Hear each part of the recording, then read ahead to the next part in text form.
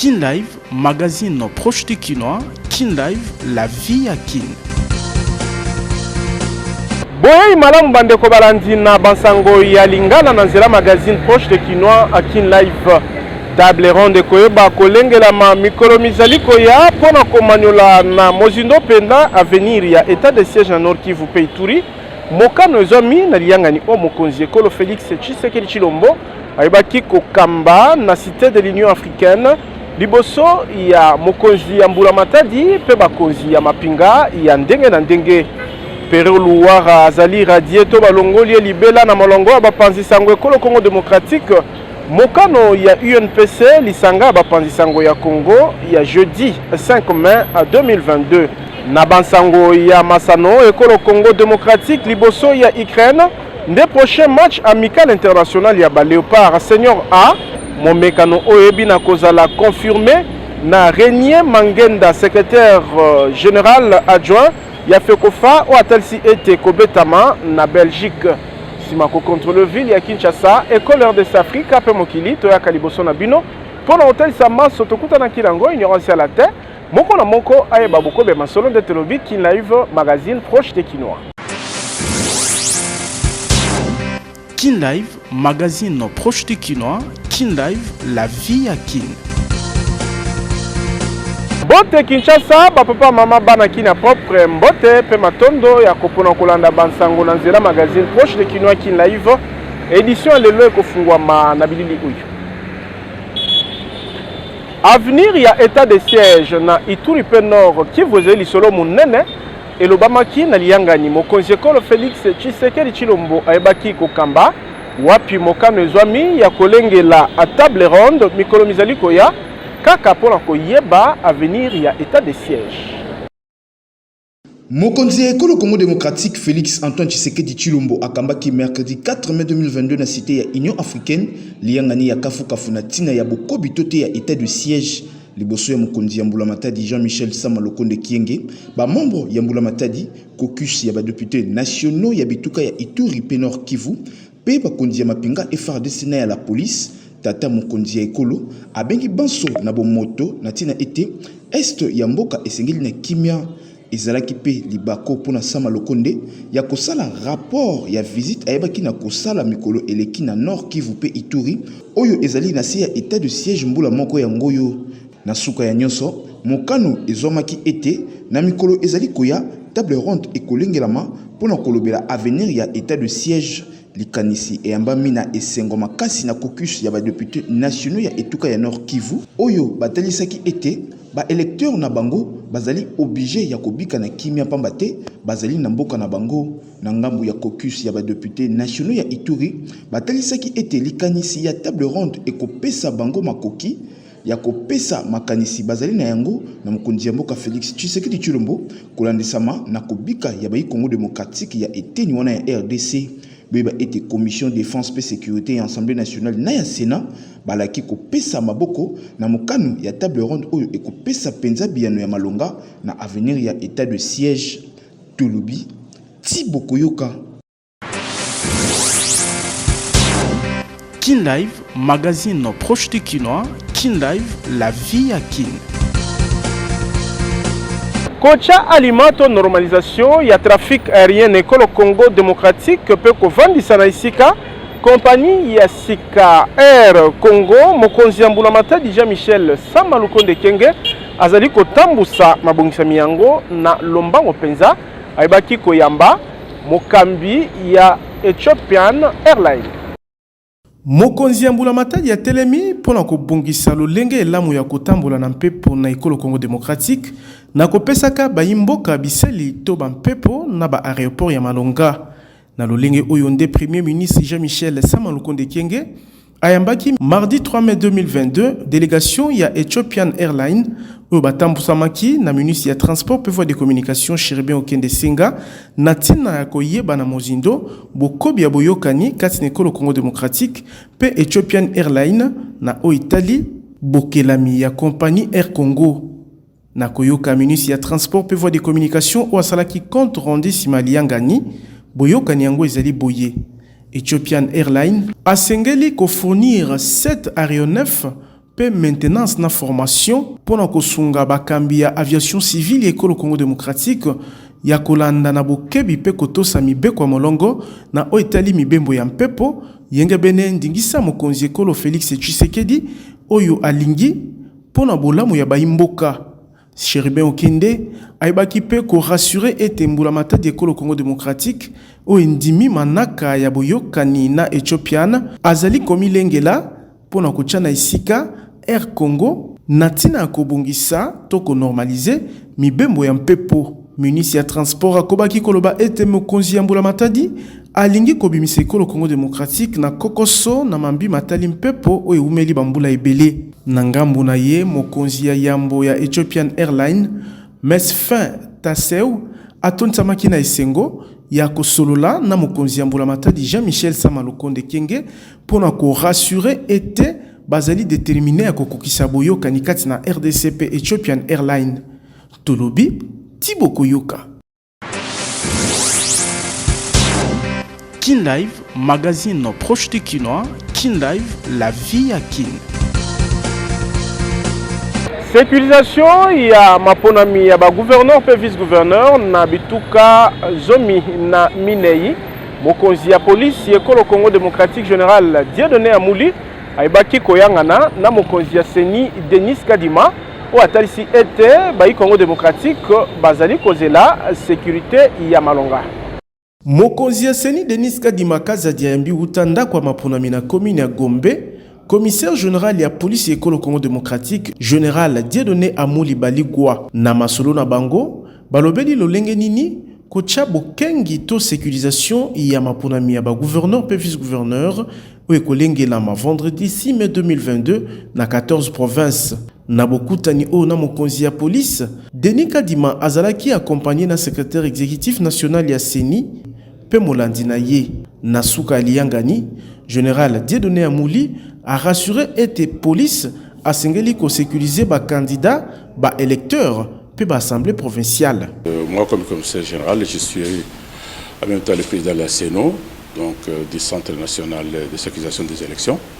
Il était tout à fait normal au vu des élections qui s'annoncent d'ici 2 jours qu'on se voit et pour qu'on échange là-dessus, qu'on parle, puisque la police doit jouer un rôle capital dans ces élections, dans toutes ces provinces qui sont concernées. Dans le cadre de ces missions régaliennes, la police doit sécuriser ces élections, que ça se passe dans le calme, sans incident, doit sécuriser et les candidats, et les électeurs, et l'hémicycle là où les élections doivent se passer. Donc on devrait absolument échanger avec le président de la CENI. Bosimba était nabituka nyonso zomi na minei wapi mapunami bayangeli bituka pe balandi na bango singili salama campagne électorale esili vendredi oyo. Tolobi Thibaut Koyoka.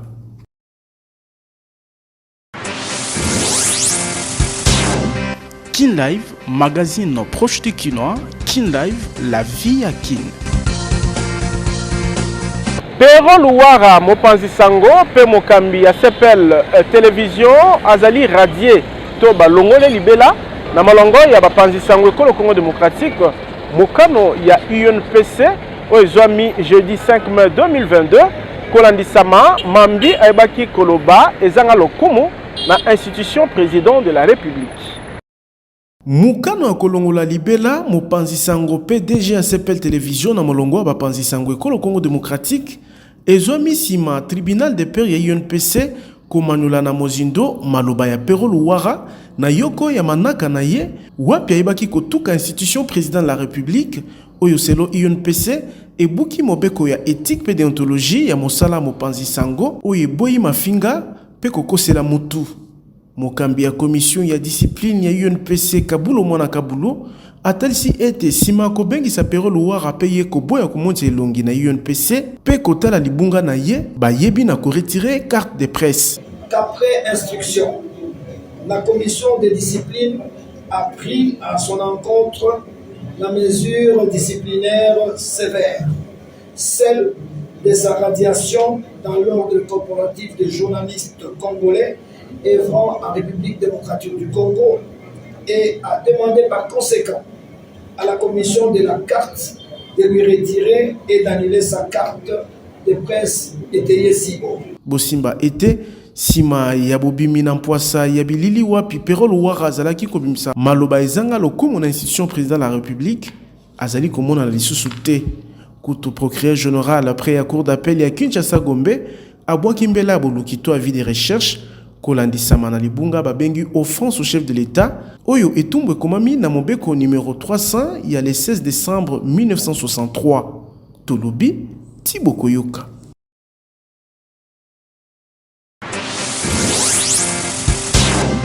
Kin Live, magazine proche du Kinois, Kin Live, la vie à Kin. Na etuka ya Ituri General Johnny Luboyanka Chama azalaki na territoire ya Aru wapi bitumba pe bozangi boyoka nebaki komema milimo ya batu pe kokela makama ya ndenge na ndenge liboso ya population ayebaki kotalisa mikano oyebi na kozwama na tina ya kobatela kimia na eteni wana yekolo RDC. Misala malamu ya état de siège na este ya ekolo Congo démocratique ezali kobota bamboma malamu wapi na territoire ya Urumu na etuka ya Ituri. Administrateur militaire ya eteni oyo ayebaki na kopesa nzela ya phase ya mibale ya retour volontaire ya bayimboka oyo bakima bitumba na ba localité ya Lolwa tolitoli pe bayaya na territoire ya Mambasa.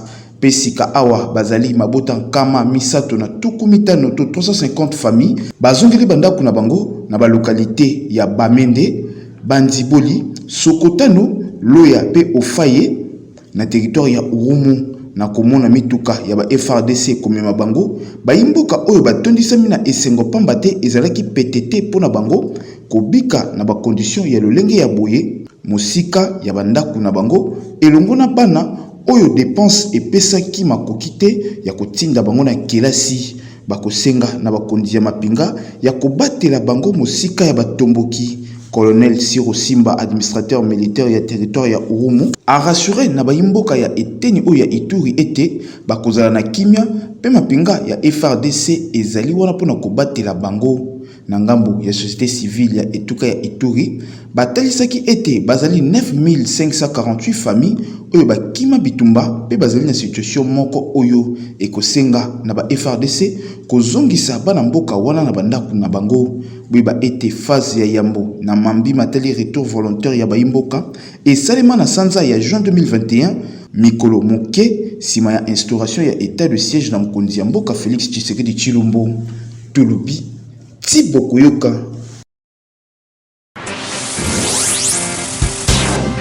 Kin Live, magazine proche du Kinois, Kin Live, la vie à Kin. Gouverneur ya etuka ya Nord Kivu Constant Ndima Kangba azali kokoba na itinérance oyo ezali na litomba ya korenforcer to kokembisa misala ya mapinga na eteni wana ekolo Congo démocratique le 3 mai 2022 moleki azalaki na Ruwenzori mingi penza na Bulongo pe Kasindi. Azali kolala pongi te kaka pona koluka kovandisa bokengi na etuka na ye na cadre ya itinérance.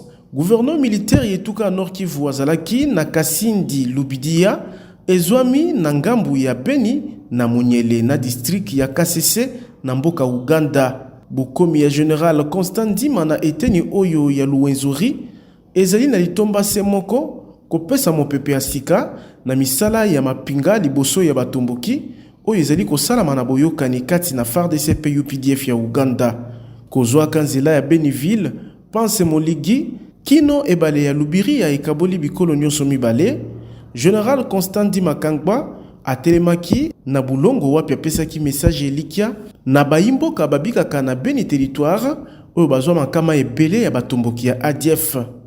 Bosenga na bango ezali be moko kimia pe bazwi ba assurance ya gouverneur militaire Constant Ndima Kangba oyo atalisi pe maye mazali kosalama pona kosilisa ngala ya batomboki na Kasindi Lubiri ya pe lokola liboso ya population. Gouverneur militaire etuka Nord Kivu apesaki bango message ya elikia. Nous avons encore beaucoup à faire ici dans le secteur de Ruwenzori. Avec les opérations, je crois que nos amis UPDF avec les FARDC sont à pied d'œuvre. Mais ici, ça pose encore quelques problèmes. Nous venons voir ensemble avec les commandants secteurs les coordonnateurs des opérations qui m'entourent, avec nos amis de l'UPDF, pour qu'on aille assez vite pour chercher à donner la paix. Kaka Kasindi, bakambia misala mapinga ezala ba FARDC pe UPDF bazalaki na liyangani ya mosala na numéro 1 ya Ituka wapi balobelaki ba opération sur terrain. Constant Dima ayambaki pe batu ya ndenge na ndenge o bayaki kotalisa ba doléance to mikakatano ya population. Tolobi Thibaut Koyoka. Kin Live, magazine proche du Kinois. Kin Live, la vie à Kin.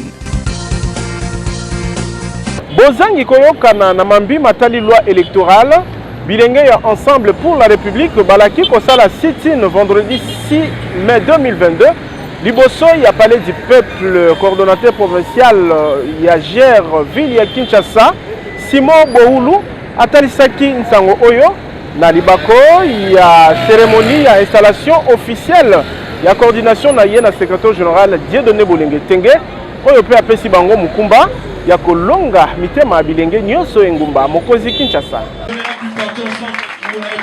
Na siège ensemble na commune ya Kintambo nde mululu ya installation officielle ya bakambi ya bilenge ya Ensemble pour la République gère ville ya Kinshasa elengelami composé na 8 membres coordonnateur provincial pe balandi misatu trésorier na molandi na ye pe rapporteur na molandi na ye basili kozala présenté mercredi 4 mai 2022 liboso ya ba secrétaire nationaux ya Ensemble coordination nationale ya JR pe ba militant ya parti ba utaki bipai na bipai ngumba mokonzi Kinshasa sima litangi ya décision ya parti na rapporteur national ya JR maître Pado Bonolinoli na kombo ya mokonzi ya Ensemble pour la République secrétaire général honorable député national Dieudonné Bolenge Tenge aibaki kopesa notification na moko pe bilembo ya parti na coordonnateur provincial Simon Bohulu oyo abengi na mosala pambate Ensemble esengeli etonda na bilenge pona kopesa makoki na mokonzi ya parti Moïse Katumbi Chapwe akokisa vision na ye pona bolamu ya peuple congolais.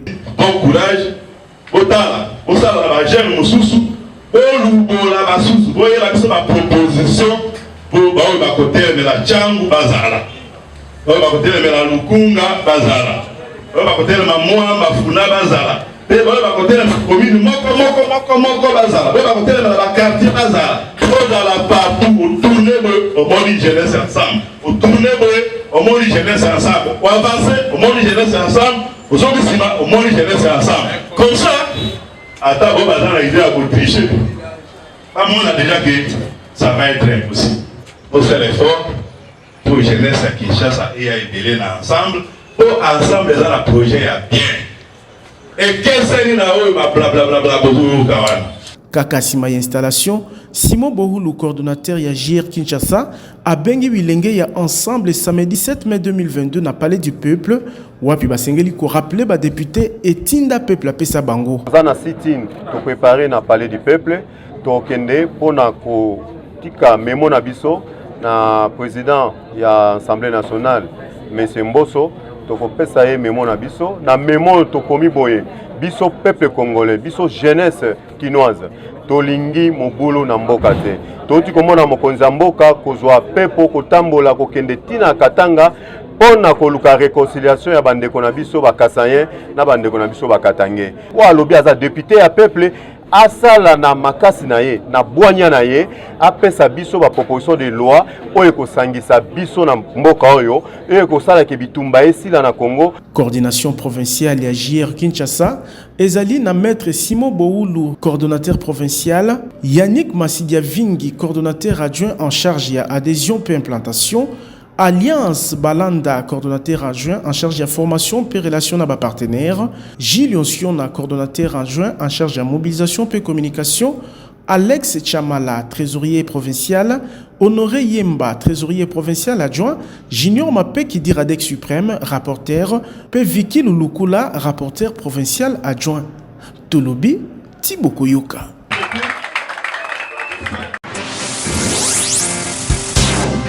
Kin Live, magazine proche du Kinois. Kin Live, la vie à Kin. Batumi bale basili kowa sima kozwa masasi ya babandi oyo bakendaki kopiller agence ya Western Union ezwami na commune ya Bandalungwa mingi penza na balabala Kasavubu na koyoka batu ya nzinga babandi wana bayaki kobeta masasi na lolenge ya mabe ebongi bakonzi bayeba na ko renforcer sécurité na iteni wana pamba te ezali mbala liboso te na Bandalungwa babandi bayeba na kosala cambriolage. Kin Live, magazine proche de Kinois. Kin Live, la vie à Kin. Quartier Vitamine na Matete, pe quartier Frontière na Kisenso, ezali kokende na kolimwa, pambate kotala ba inondation to kotonda ya mai, population ekomi kosundola ba résidence. Soki tosali kebate mikolo ezali koya quartier Vitamine 2 na commune ya Matete pe quartier Frontière na commune ya Kinseso ekozanga bato ya kovanda kolandisama kotonda ya mai tango yiso na quartier pe na bandaku oyo ezali kopesa bango makoki ya kubika malamu te. Bon, cause ya nyonso oyo ezali inondation ya mai. Mai na biso mai ya Matete à quelques mètres là, mai na biso ya Matete. Soki mbula ebeti nde etondaka mai etondiaka na zelu nde ekreaka bainondation awa nyonso bamai bato bakimaka bandako na ase oyo moko baba journaliste otamboli omoni ndenge bandako esala kotondaka bamai awa eza vraiment cause nango eza vraiment inondation ya mai na biso awa toyama déranger à partir ya mai so esala bainondation makasi bato baolala balibanda bamai ekota ntina na kati ya bandako donc dégâts forts. Voir maintenant, pour la scène de tout en haut, pour la scène de tout à tirage, problème. Au sein de la Contambo, battre la biso beauté, va soutenir biso mon casse à été. Taba mbongo ya doit taba ngien sala misala biso moto ana moto. Ba Kinois ya ngambo oyo ya Kinshasa, ba sengeli sungi ya bakonzi ya ville ya Kinshasa pe ya Mbula Matadi ya kosunga bango na kokure ba caniveau pona kobika malamu pamba te na lolenge oyo bokono ekotika mabota na bango te. La difficulté au tokuta na ngota pour malade des amis ya papa, malade des amis na mboka. Koto tango kofani sa ba mai na bandaku do bangundu bazofanda ka mingi donc na pourquoi ezama problème. Donc to trouver le malaria pa malabana awa. Bandeko ya eteni oyo bakobi na koloba ete bazali kobika na ngoma mokonzi Kinshasa libanda na yango te balingi babika lokola bato nyonso tulubi Tibo Koyoka. Kin Live, magazine proche de Kinois. Kin Live, la vie à Kin. Na otali bansango ya masano na lobaki yango na ebandeli RDC liboso ya Ukraine zali prochain match amical international ya Léopard senior A momekano oyo ebi na kozala confirmé na Renier Mangenda secrétaire général adjoint ya FECOFA o atalisi ete ekobetama na mboka Belgique. Léopard senior A ya ekolo Congo démocratique bakondonga na liboso ya sélection ya masano ya ndembo ya Ukraine na suka ya sanza ya mai 2022 na tina ya match amical international. Confirmation ya lisano yango etelisami na Pato Renier Mangenda secrétaire général adjoint ya FECOFA oyo ayebi na koloba ete ezali na bokasi ya team manager ya équipe nationale ya ba Aprime José Ntumba nde Ukraine endimi kolongana na RDC oyo azali komilengela pona ba match mibale première et deuxième journée ya phase des groupes ya éliminatoire ya CAN 2023 liboso ya Gabon na Kinshasa pe Sud Soudan na Khartoum na koyoka sango ya match amical kati na RDC liboso ya Ukraine bakino bayebi na kotelisa makanisi na bango. Bon pona nga eza nango bale match amical er moko na oyebisa bakonzi na biso oyo ya football.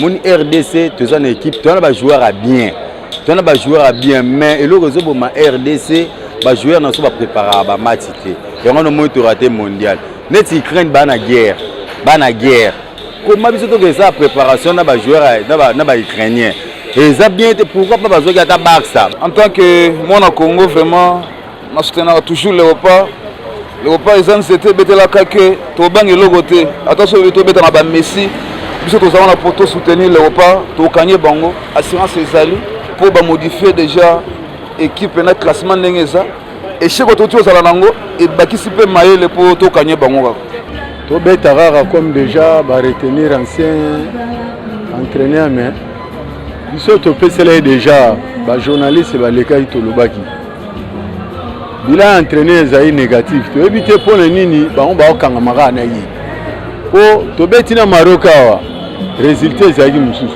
classement normal ntango oyo akoma ye kuna fala abetisaka le même classement achange le classement par rapport à quoi epa na biso bakongolais tomonaki yango déjà keza échec ya monene par rapport à Maroc abeta biso 4 pa na ye tandis que awa tosalaki un but partout mais lokola mboka na biso elingaka nango bongo bango so esi bazwi mutu na bango ata bino bozoboya mutu wana bango baotya ye kaka boyeba ete momekano RDC Ukraine ekobetama na Belgique entre le 22 23 pe 26 mai 2022 oyo ekozala match ya yambo sélection ya Ukraine ekoyeba na kobeta uta incursion ya Russie tolobi tipo koyoka. Kin Live, magazine proche de Kinois. Kin Live, la vie à Kin. totikala be na bansango ya masano baléopard loko yekolo Congo démocratique bakondongwana na mini tournoi ya Algérie yambo ya mimekano ya baéliminatoire ya CHAN 2023 na ntina wana staff technique ya baléopard bayanganaki na bakambi ya FECOFA pe directeur technique national mpona koyeba lolenge nini sélection ya bajoueur ekoyeba na kosalama.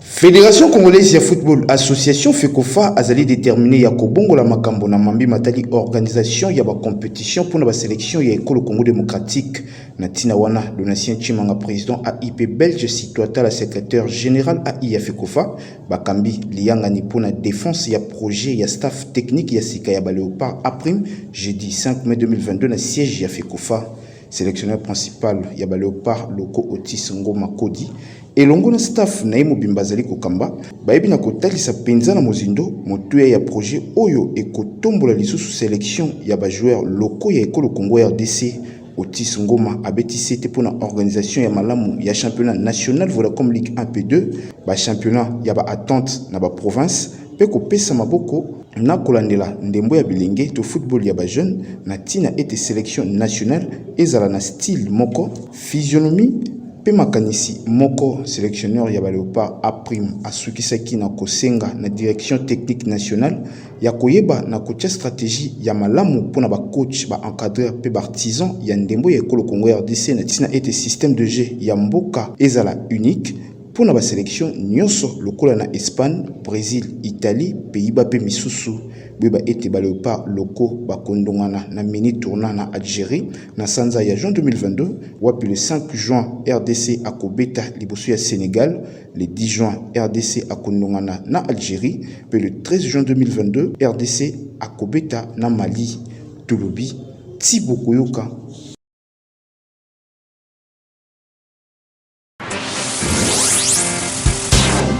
Kin Live, magazine proche de Kinois. Kin Live, la vie à Kin. Super optique clinique ophtalmologique moderne ya Kinshasa ebengi bakonya misu na clinique des hommes na Rond-Point wapi ba matériel ya qualité zali pona pesa soin de santé à qualité na $5 ya pamboleki na ba machine nyonso po yebi eta misu na yo. Kobikisa bokono ya misu na pete nyonso ekomi possible na ingumba mokonzi Kinshasa na nzela super optique clinique ophtalmologique ya Malonga o ezali na mission ya kopesa population congolaise soin ya qualité ndenge kaka ezalaka na mikili ya poto. Talatina baye na ba matériel ya technologie ya sika po bana ya Kinshasa pe RDC nyonso bazwa lobiko na ba maladie ya misu lokola bazali na mboka Suisse, Afrique du Sud, tope Inde pambate awa nyonso ezali. Super optique amemeli bino yango awa na Kinshasa pona kosunga peuple congolais nyonso oyo aza touché na problème ya misu.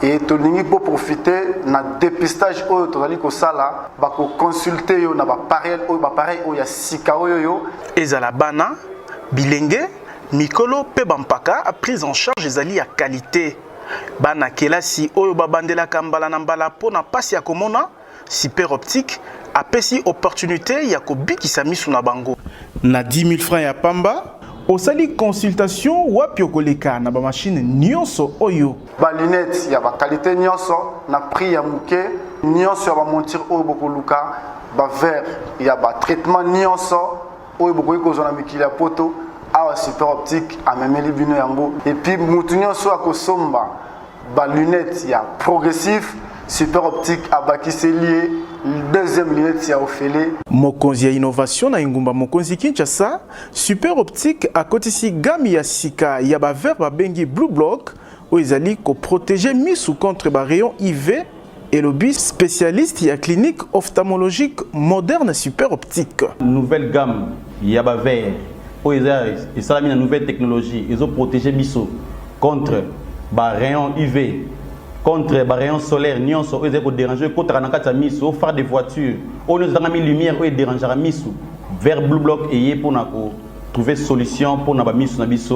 Malo passe na mise et ça les sous-sociétés pour la Blue Block et ça déjà na terrain. Beaucoup de temps nulle part, beaucoup de temps kaka na Super Optique. Super Optique ils ont mis na rond-point Ngaba na numéro 1 ya balabala foire commune ya Ngaba kaka en face ya station Kobil na arrêt ya bus ya Zando Tolobi Timokoyo. Kin Live, magazine proche du Kinois. Kin Live, la vie à Kin. Bansango ya Kin Live ya lelo suki awa tozalaki ne sengo ko présenter bino ango na kombo ya Fabrice Bengo Josué Biswe CP Israël Bonjali totonzi bino botonzi botika na kimia na mbota na bino tokutani lobi na bansango ya sika. Kin Live, magazine proche du Kinois. Kin Live, la vie à Kin.